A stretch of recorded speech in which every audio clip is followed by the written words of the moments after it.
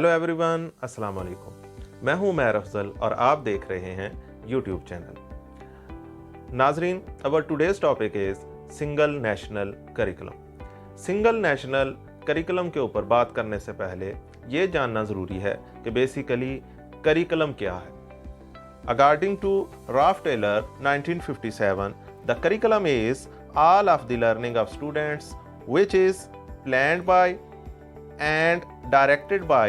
the school to attain its educational goals। के curriculum जो है वो तमाम लर्निंग्स हैं, वो तमाम लर्निंग अपॉर्चुनिटीज़ हैं, वो तमाम लर्निंग एक्सपीरियंसेस हैं जो कि स्कूल प्लान करता है। किसके लिए? स्टूडेंट्स के लिए, ताकि वो अपने एजुकेशनल गोल्स जो हैं वो अचीव कर सके। उस करिकुलम के बाद ये जानना बड़ा ज़रूरी है कि बेसिकली सिलेबस क्या चीज़ है। आमतौर पर लोगों में करिकुलम और सिलेबस के हवाले से एक मिसकंसेप्शन भी पाई जाती है। तो बहुत सारे लोग करिकुलम को सिलेबस के तौर पर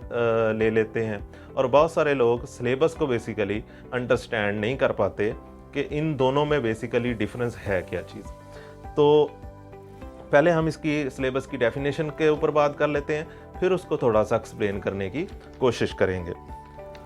अ syllabus is an outline and summary of topics to be covered in an education और ट्रेनिंग कोर्स। के ये जो सिलेबस है ये समरी ऑफ टॉपिक्स है, ये कवर किया जाता है किसी भी एजुकेशनल प्रोग्राम में, किसी भी ट्रेनिंग कोर्स में, और इन टॉपिक्स को कवर करते हुए कोई भी कोर्स जो है वो कंप्लीट किया जा सकता है। करिकुलम फ्रेमवर्क के मुताबिक अगर हम बात करें क्लास 1 का जो करिकुलम है, उसमें अगर ये कहा जाए कि क्लास 1 के स्टूडेंट्स को after the end of the year A to Z ABC जो है ये पूरी लिखनी और याद होनी चाहिए। तो इसके लिए कोई भी इसके लिए जो लर्निंग कंटेंट्स जो शामिल किए जाएंगे, जो बुक तैयार की जाएगी या सिलेबस उसका जो डिज़ाइन किया जाएगा, उसमें A फॉर एप्पल हो सकता है, B फॉर बॉल हो सकता है, या किसी बुक में A फॉर अल्लाह और B फॉर बिस्मिल्लाह ये लर्निंग एक्सपीरियंस शामिल किया जा सकता है। पाकिस्तान में 3 सिस्टम जो हैं एजुकेशन के काम कर रहे हैं। अगर हम उनके हवाले से देखें तो नंबर 1 उसमें शामिल है पब्लिक स्कूल एजुकेशन सिस्टम, और नंबर 2 पे प्राइवेट एजुकेशन सिस्टम शामिल है। उसके बाद नंबर 3 पे जो है वो मदरसा एजुकेशन सिस्टम है। इन तीनों में अगर हम बात करें कि माजी में जितनी भी हमारी गवर्नमेंट्स आई हैं, इसके ऊपर बहुत कम काम किया गया है। ये 3 सिस्टम हमारी सोसाइटी को 3 डिफरेंट किस्म की नेशंस में तकसीम कर रहे हैं, डिवाइड कर रहे हैं। कि एक जो पब्लिक स्कूल का स्टूडेंट है उसकी एबिलिटीज़ और थिंकिंग और उसका लेवल वो डिफरेंट है। उसके बाद जो हमारा मदरसा से एक स्टूडेंट एजुकेशन हासिल करता है, उसका लेवल, उसकी थिंकिंग, उसकी हैबिट्स हैं वो टोटली डिफरेंट है पब्लिक स्कूल से। और उसके बाद जो है हमारा प्राइवेट एजुकेशन सिस्टम, उससे जो स्टूडेंट मार्केट में प्रोड्यूस हो रहा है वो टोटली इन दोनों से डिफरेंट है। इसमें आमतौर पर हम लोग डिमांड करते हैं कि एजुकेशन के अंदर इक्वालिटी होनी चाहिए। इक्वालिटी की जब हम बात करते हैं तो ये 3 जो डिफरेंट सिस्टम हैं, इनको देखते हुए इक्वालिटी जो है वो किसी सूरत में अचीव नहीं की जा सकती। ये भी एक ड्रॉबैक है हमारे एजुकेशन सिस्टम का कि हम इस नेशन को एक बनाने के लिए, सिंगल नेशन बनाने के लिए कोई एक ऐसा एजुकेशन सिस्टम नहीं दे सके, एक सिंगल और यूनाइटेड एजुकेशन सिस्टम नहीं दे सके जो कि हम सब का एक फंडामेंटल राइट है, हमारे स्टूडेंट्स का, हमारे बच्चों का एक फंडामेंटल राइट है कि वो बेसिक एजुकेशन जो है, वो फंडामेंटल एजुकेशन जो है वो अचीव कर सकें और उनको इक्वल अपॉर्चुनिटीज़ मिलें। अगर हम पब्लिक सेक्टर की बात करें तो वहाँ पे टीचर्स जो हैं वो तो क्वालिफाइड मौजूद हैं, उनकी एजुकेशन जो है वो लेवल के मुताबिक है, इंटरनेशनल लेवल के मुताबिक है। तमाम के तमाम MSc और मास्टर डिग्री होल्डर्स हैं और बहुत सारे MPhil भी हैं। लेकिन वहाँ पे जो अपॉर्चुनिटीज़ हैं, वहाँ पे जो लर्निंग एनवायरनमेंट है, जो फैसिलिटीज़ हैं, वो प्राइवेट जो एलीट क्लास जिनको यूटिलाइज़ कर रही है, या जो एलीट क्लास जिनको एंजॉय करते हुए एजुकेशन हासिल कर रही है, वो हमारे जो पब्लिक स्कूल्स हैं वहाँ पे वो तमाम फैसिलिटीज़ मौजूद नहीं हैं। मसलन गर्मियों के मौसम में अगर हम देखें तो बच्चे गर्मी में तालीम हासिल कर रहे होते हैं। बहुत से स्कूल ऐसे हैं जहाँ पे प्रॉपर बिल्डिंग्स अवेलेबल नहीं है। बहुत सारे स्कूल ऐसे हैं जहाँ पे बिल्डिंग्स तो अवेलेबल हैं, लेकिन रूम्स उनके सफिशेंट नहीं हैं कि हर एक क्लास में, एक क्लास रूम के अंदर 2-2 क्लासेस एंगेज हो रही हैं। और आप इमेजिन कर सकते हैं कि अगर एक क्लासरूम के अंदर 2 क्लासेस डिफरेंट किस्म की मौजूद हैं, तो इनकी लर्निंग जो है वो डेफिनेटली क्वालिटी एजुकेशन नहीं हो सकती। उनकी लर्निंग में वो क्वालिटी वो नहीं हम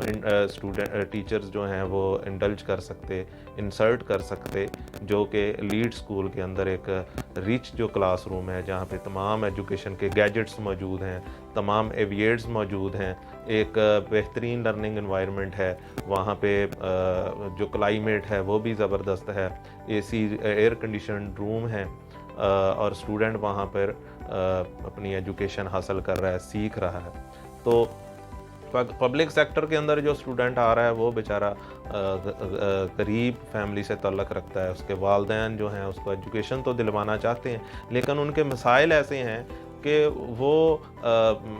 एजुकेशन की तरफ उनकी तवज्जो किसी सूरत मुमकिन नहीं हो सकती। पिछली वीडियो में हमने मैस्लो हायरार्की की बात की थी, तो ये कैसे मुमकिन है कि नंबर 1 जो सबसे पहली नीड है हमारी, वो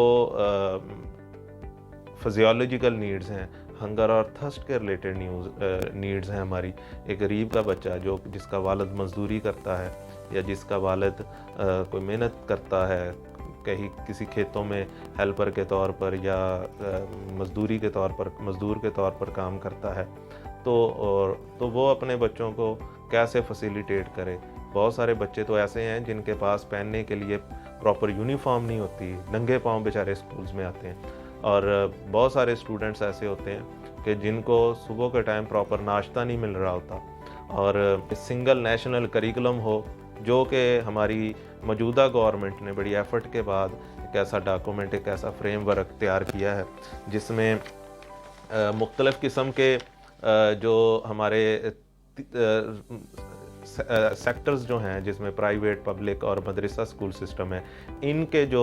नुमाइंदगान हैं वो इस करिकुलम की कमेटी में शामिल किए गए, और इन तमाम को एक प्लेटफॉर्म के ऊपर एक ऐसा सिंगल करिकुलम जो है वो डेवलप करने के लिए या डिज़ाइन करने के लिए तैयार किया गया, जो कि पूरे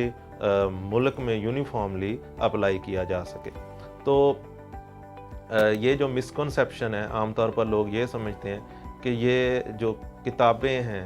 ये पूरे पाकिस्तान में एक जैसी पढ़ाई जाएंगी। ऐसा नहीं है। बेसिकली जैसे मैंने बताया कि ये टोटलिटी ऑफ लर्निंग है करिकुलम जो है, इसमें जो हमारी फेडरल गवर्नमेंट है उसने तमाम जो ये तीनों एजुकेशन सिस्टम के जो नुमाइंदगान हैं उनको एक प्लेटफॉर्म में बिठा के उनके राय ली, उनके सजेशंस ली, और एक करिकुलम फ्रेमवर्क तैयार किया, और आगे उनको अपने अपने सूबों में अप्लाई करने के लिए उनको इंडोर्स किया गया, या उनको सजेस्ट किया गया कि वो अपने अपने सूबों में इस करिकुलम को अप्लाई करें। तो आगे फिर जो सूबे हैं उनकी मर्ज़ी है कि वो उनको इसकी चीज़ की लिबर्टी दी गई है कि वो उन करिकुलम फ्रेमवर्क को देखते हुए, उस करिकुलम के अंदर जो हिदायत दी गई हैं उनको देखते हुए, जो मिनिमम क्राइटेरिया सेट किया गया है उसको देखते हुए अपने अपने लेवल के मुताबिक जो बुक्स हैं वो उनको पंजाब टेक्स्ट बुक है जो हमारा जो पंजाब में, वो उसको डिज़ाइन करे और उसको देखे। इसी तरह दूसरे जो प्रोविंसेस हैं उनके जो टेक्स्ट बुक बोर्ड्स हैं वो उनको उस करिकुलम फ्रेमवर्क की रोशनी में अपनी बुक्स जो हैं वो तैयार करवा लें। तो अगर हम बात करें प्राइवेट एजुकेशन सिस्टम की या स्कूलिंग सिस्टम की या मदरसा स्कूल एजुकेशन सिस्टम की, तो वो करिकुलम डॉक्यूमेंट को फॉलो करने के तो पाबंद हैं, लेकिन जो पंजाब टेक्स्ट बुक बोर्ड ने बुक्स जो पब्लिश की हैं या प्रिपेयर की हैं उनको फॉलो करना उनके लिए ज़रूरी नहीं है। तो उनके लिए ज़रूरी ये है कि वो जो उनके जो करिकुलम फ्रेमवर्क में शामिल जो नई चीज़ें शामिल की गई हैं उन लर्निंग एक्सपीरियंसेस को अपनी अपनी टेक्स्ट बुक में शामिल करें। ये जो न्यू हमारा जो सिलेबस आया है उसके अंदर करिकुलम फ्रेमवर्क को देखते हुए, जिसके ऊपर पूरे मुल्क में जितने भी हमारे एजुकेशन सिस्टम के जो एजुकेशन के एक्सपर्ट्स हैं जो तीनों एजुकेशन सिस्टम को चला रहे हैं, उन्होंने क्लास 1 से क्लास 5 तक पहले फ़ेज़ में कुरान मजीद की जो एजुकेशन है उस हवाले से उसको लाजमी करार दिया है। ये 2017 में इस हवाले से एक बिल पास हुआ था, उसकी रोशनी में इस एजुकेशन सिस्टम में क्लास 1 से क्लास 5 तक कुरान मजीद की जो नाज़रा तालीम है उसको लाजमी करार दे दिया गया है और उसको इस साल 2020 में अप्लाई भी कर दिया गया है। और उसके बाद नेक्स्ट फेज़ में क्लास 6 से 10 तक जो कुरान मजीद का जो ट्रांसलेशन है उसके हवाले से भी उसका ट्रांसलेशन वो पढ़ना उसको समझना वो भी लाजमी करार दे दिया गया है। और इसके अलावा ओवरऑल अगर हम देखें तो मौजूदा जो न्यू करिकुलम है, सिंगल नेशनल करिकुलम है, आफ्टर चेंज इसमें इस्लामिक जो है वो फ़िलासफ़ी और थ्योरी जो है उसकी एक ख़ास तौर पर झलक नज़र आती है, जो कि हमारे एजुकेशन सिस्टम के लिए फ्यूचर के स्टूडेंट्स के लिए या हमारी फ्यूचरिस्टिक अप्रोच को देखते हुए ये एक बहुत अच्छा इक़दाम होगा इंशाल्लाह। इसके लिए जो हमारा सिंगल नेशनल करिकुलम है इसमें क्लास 1 से 5 कुछ चीज़ें शामिल कर दी गई हैं और इसके अलावा जो नेक्स्ट फेज़ में नेक्स्ट ईयर से क्लास 6 to 8 लर्निंग एक्सपीरियंसेस ऐसे शामिल किए जाएंगे जिससे वो उसके अंदर टेक्निकलिटी आएगी और वो एक ख़ास माइंडसेट जो एम्प्लॉयमेंट वाला है उससे निकल कर एंटरप्रेन्योरशिप के हवाले से सोचना और उसके ऊपर आफ्टर कंप्लीटिंग हिज एजुकेशन सोचना और उसके ऊपर अमल करना शुरू करेगा। तो लेकिन एक जो प्रॉब्लम है जो जिसके ऊपर मुख्तलिफ एजुकेशनल एक्सपर्ट्स जो हैं वो तनकीद कर रहे हैं, वो भी एक बहुत इम्पॉर्टेंट एस्पेक्ट है जिसके ऊपर बात करना भी ज़रूरी है और गवर्नमेंट जो है हमारी उसको भी इसके ऊपर ख़ासी तवज्जो देना नहायत ज़रूरी है। अगर हम बात करें कि ये जो सिंगल नेशनल करिकुलम है इससे हमारा जो तफरीक है इन तीनों सेक्टर्स में कि जो गरीब का बच्चा गवर्नमेंट एजुकेशन सिस्टम में या पब्लिक स्कूलिंग में एजुकेशन ले रहा है और एक मिडिल क्लास जो है या अपर मिडिल क्लास है और इसके अलावा लीड क्लास जो है वो महंगे किस्म के प्राइवेट स्कूल्स में एजुकेशन ले रहा है और इसके अलावा जो एक मजहबी तबका फ़िक्र है वो मदारस में एजुकेशन ले रहा है। ये इन तीनों को एक किस्म का प्लेटफॉर्म अभी अवेलेबल होता हुआ या मिलता हुआ नज़र नहीं आ रहा। वो करिकुलम को तो फॉलो करेंगे लेकिन अगर उनको वो लर्निंग एक्सपीरियंसेस एक जैसे नहीं मिलेंगे, उनको लर्निंग एनवायरनमेंट एक जैसा नहीं मिलेगा, उनको अपॉर्चुनिटीज़ और फैसिलिटीज़ एक जैसी नहीं मिलेंगी जो कि गरीब के बच्चे का भी हक़ है, तो वो कैसे मुमकिन है कि वो उस करिकुलम फ्रेमवर्क के जो रिज़ल्ट्स हैं वो ऑब्जेक्टिव्स जो हैं उनको अचीव किया जा सके। तो इसके लिए ज़रूरी है कि स्कूलों के अंदर एक जैसी अपॉर्चुनिटीज़ और एक जैसी फैसिलिटीज़ जो हैं मॉडर्न दौर के मुताबिक वो लाजमी प्रोवाइड की जा सके। तो अगर हम बात करें कि पिछले 10 सालों के अंदर जो प्राइवेट स्कूल इस्टेब्लिश हुए हैं वो हैं जी 41,638 और इसके अलावा और जो हमारे लास्ट 10 ईयर्स में जो गवर्नमेंट स्कूल इस्टेब्लिश हुए हैं वो सिर्फ़ और सिर्फ इनके मुकाबले में 1,035 है। आप फिगर्स जो हैं उनको देखते हुए इमेजिन करें कि गवर्नमेंट का फोकस कितना कम नज़र आ रहा है गवर्नमेंट या पब्लिक स्कूल्स को इस्टेब्लिश करने के हवाले से। और जैसे जैसे प्राइवेट स्कूल जो हैं वो इस्टेब्लिश होते रहेंगे तो गवर्नमेंट स्कूल में पढ़ने वाले जो स्टूडेंट्स हैं, जो गरीब के बच्चे हैं, वो उस लेवल तक अप्रोच नहीं कर सके, क्योंकि प्राइवेट में तो फ़ीसों की भरमार है और वहाँ पे फ़ीसों के बदले वो तमाम फैसिलिटीज़ दी जाती हैं जो कि इस दौर की ज़रूरत है और करिकुलम की नीड है कि वो लर्निंग एनवायरनमेंट उनको, वो लर्निंग एक्सपीरियंसेस, वो अपॉर्चुनिटीज़ उनको मिलें। और इसके अलावा एक और जो बड़ी अलार्मिंग सिचुएशन है कि 1947 से 2006 तक, ये जो लास्ट 60 इयर्स हैं, इसमें जितने पब्लिक स्कूल्स जो इस्टेब्लिश हुए हैं इन 60 सालों के अंदर, उससे ज़्यादा, कहीं ज़्यादा 10 सालों के अंदर प्राइवेट स्कूल इस्टेब्लिश हो गए हैं। तो गवर्नमेंट को चाहिए कि ज़्यादा से ज़्यादा पब्लिक स्कूल्स जो हैं वो इस्टेब्लिश करें, ताकि ये जो बिज़नेस की दौड़ चल रही है एजुकेशन के अंदर, जो गरीब और लोअर मिडिल क्लास के जो लोग हैं इससे महरूम हैं कि वो भी अच्छी तालीम हासिल कर सके, क्यों ना गवर्नमेंट पब्लिक स्कूल्स जो हैं वो इस्टेब्लिश करे और वहाँ पे तमाम फैसिलिटीज़ प्रोवाइड करे जो कि एलीट क्लास का जो बच्चा है या एलीट क्लास का जो स्टूडेंट है वो जिनको अवेल कर रहा है, या जिन वो एलीट क्लास का बच्चा जो इंजॉय कर रहा है। ये फंडामेंटल राइट है हेल्थ एंड एजुकेशन। इस सूरत हाल को देखते हुए मेरी अरबाब इख्तियार से गुजारिश है कि एजुकेशन में एमरजेंसी का नफाज किया जाए और इस सेक्टर को इम्प्रूव करने के लिए जिस कदर मुमकिन है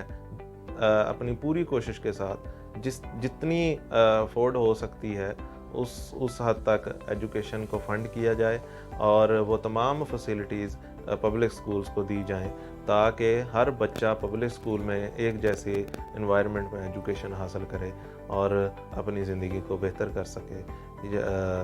ये आज की सबसे अहम और सबसे बड़ी ज़रूरत है। मिलते हैं अगली वीडियो में, तब तक के लिए अल्लाह।